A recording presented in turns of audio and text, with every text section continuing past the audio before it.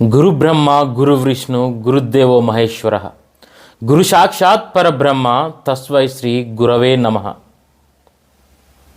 ఇది ఎందుకు చెప్పానంటే సృష్టికి మూలం ఆ పరబ్రహ్మ అనేది ఎంత నిజమో ఇప్పుడున్నటువంటి సొసైటీని ఒక మంచి దారిలో పెట్టడంలో గురువుల తాలూకు పాత్ర ఉంది అనేది కూడా అంతే నిజం.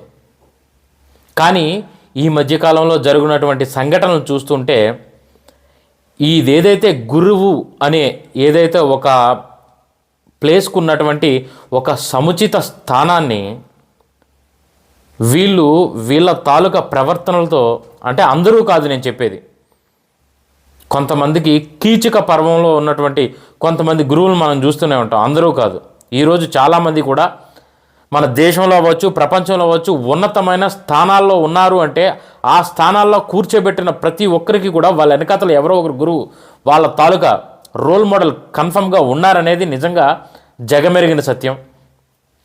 మన సొసైటీలో గురువులకి అంత స్థానం ఉంది. ఈ రోజుకి మీరు గమనించినట్టయితే మనం చదివిన స్కూల్స్లో కానీ మనం చదివినటువంటి వీళ్ళు కానీ ఎప్పుడైనా మన సార్లు ఎదురైనప్పుడు మాత్రం నిజంగా చేతులెత్తి నమస్కారం చేయాలనిపిస్తూ ఉంటుంది. కానీ ఈ మధ్యకాలంలో ఈ గురువులు ఉన్న ఈ ఏదైతే ఒక టాప్ పొజిషన్ అయితే ఇవ్వడం జరిగిందో టీచర్స్కి, కొంతమంది దీని తాలూకుల పరువును తీయడానికి అయితే తయారయ్యారనమాట.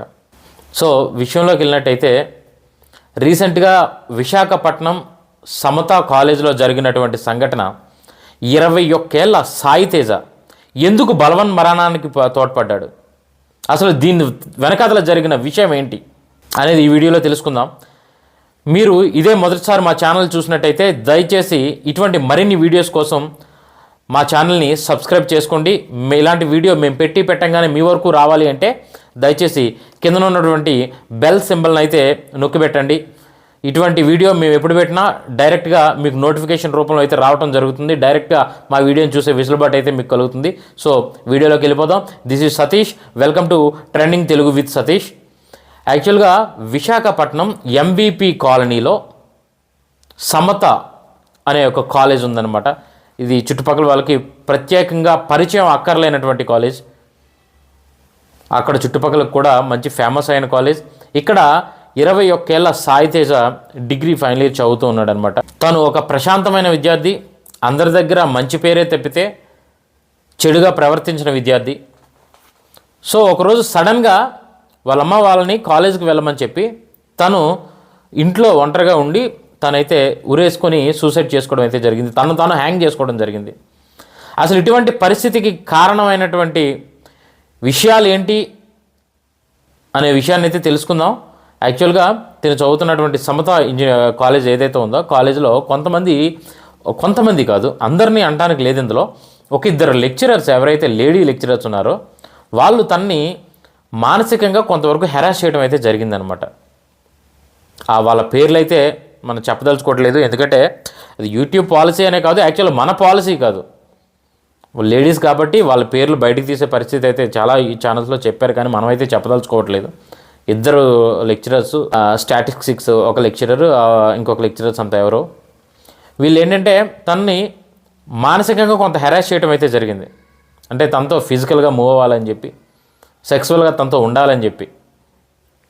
సో దీనికి అనుగుణంగా వాళ్ళు ఏం చేశారంటే ఈ మాట వినట్లేదని చెప్పేసి తనతో మానసికంగా తనను కొద్దిగా హెరాస్ చేయడం మొదలుపెట్టారనమాట.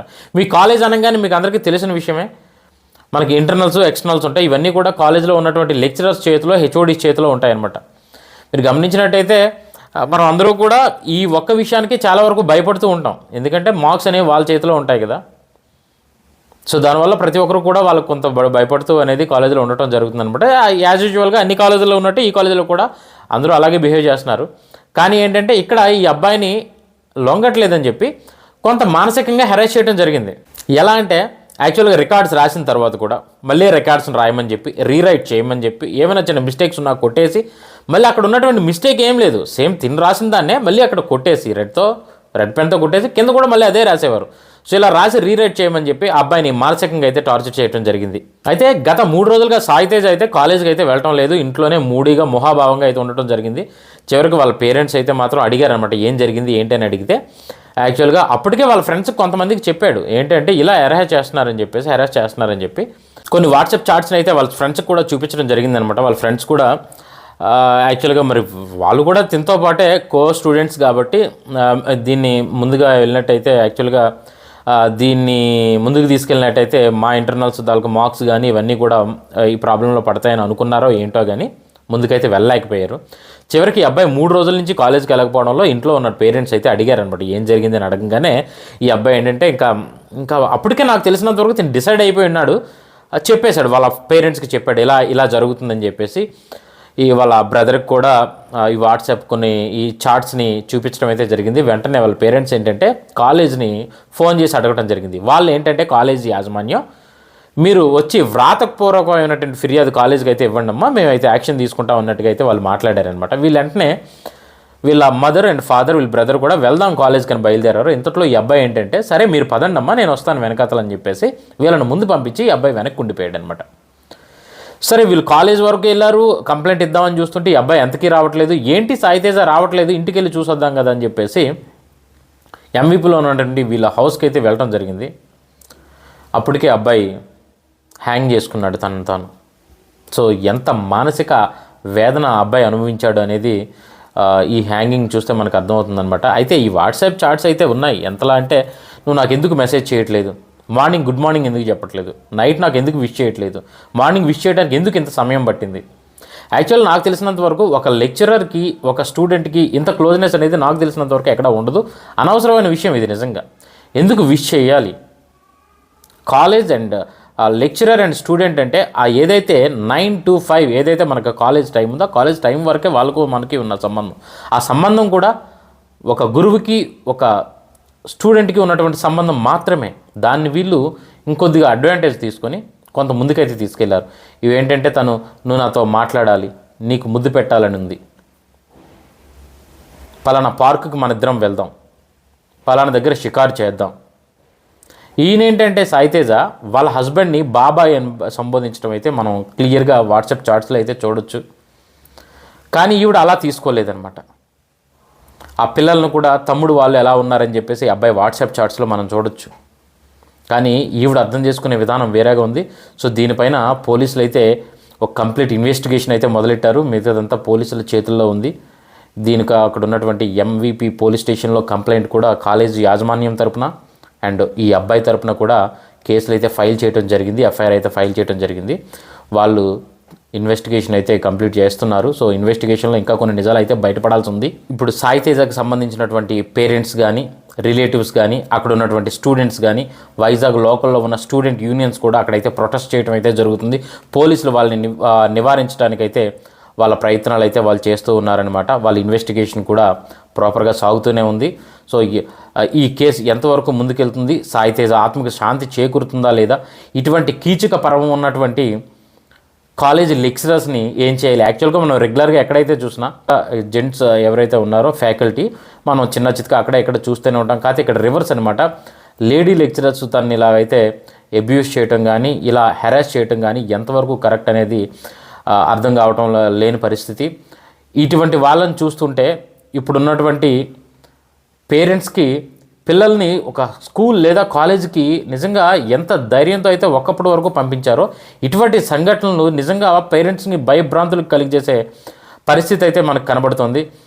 ఇప్పుడు నుండి ఎంత ధైర్యంగా అయితే పంపించగలరు. ఒకప్పుడు లేడీస్కి మాత్రమే, ఆడవాళ్ళకి మాత్రమే ఇబ్బంది అనుకునే పరిస్థితి నుండి మగవాళ్ళకు కూడా టార్చర్ వచ్చే పరిస్థితి ఈరోజు కనిపిస్తూ ఉందన్నమాట. స్టూడెంట్స్ ధైర్యంగా వెళ్ళే పరిస్థితిని క్రియేట్ చేయండి దయచేసి. ఒక గురువుకి ఒక స్టూడెంట్కి ఉన్న సంబంధం చాలా గొప్ప సంబంధం. ఆ బంధాన్ని అలాగే నిలపండి దయచేసి. దాన్ని ఇలాంటి కీచకమైన పనులు చేసి దాని ప్రతిష్టను దిగదార్చొద్దు అని చెప్పేసి దయచేసి అయితే కోరుకుంటున్నాం. సో ఈ విషయంలో అయితే పోలీసులతో పాటు డిస్ట్రిక్ట్ కలెక్టర్ కూడా ఇన్వాల్వ్ అయ్యారనమాట. ఆయన కూడా దగ్గరుండి ఈ కేసుని పర్యవేక్షిస్తున్నారు. ప్రాపర్ ఇన్వెస్టిగేషన్ ఆయన హయాంలో అయితే జరుగుతుంది. ఇది కంప్లీట్గా ట్రాన్స్పరెంట్గా జరగాలని కోరుకుందాం. చనిపోయినటువంటి సాయితేజ ఆత్మకు శాంతి చేకూరాలని కోరుకుందాం.